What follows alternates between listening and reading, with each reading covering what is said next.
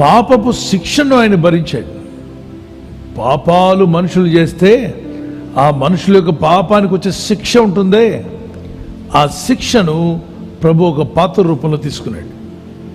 Okay, మనం చేసిన పాపాలన్నా యేసే చేయడం కాదు. అక్కడ యేసుప్రభు పాపం చేయలేదు, ఒక్క పాపం కూడా ఆయనలో లేదు.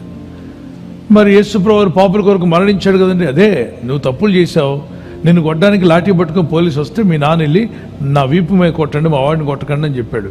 మీ నాన్న తప్పు చేయలేదు, కానీ నీ తప్పులకు మీ నాన్న వీపు అంతా పచ్చడైంది. నిన్ను ప్రేమించి మీ నాన్న దెబ్బలు తిన్నాడు అక్కడ.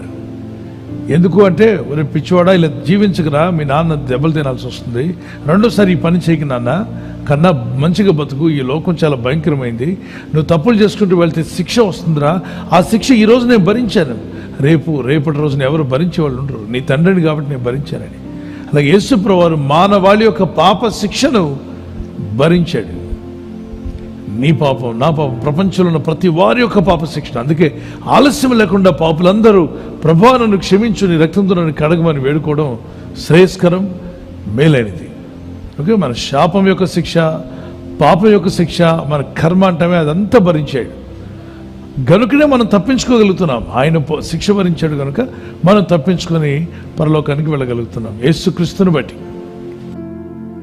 మొదటి యోహాను పత్రిక 1:7, మొదటి యోహాను పత్రిక 1:9, గలతీ 1:4-5, ప్రకటన 1:5 మన పాపం నిమిత్తం ఆయన రక్తం కార్చాడు. యెషయా 53:4-5 యెషయా 56 కూడా.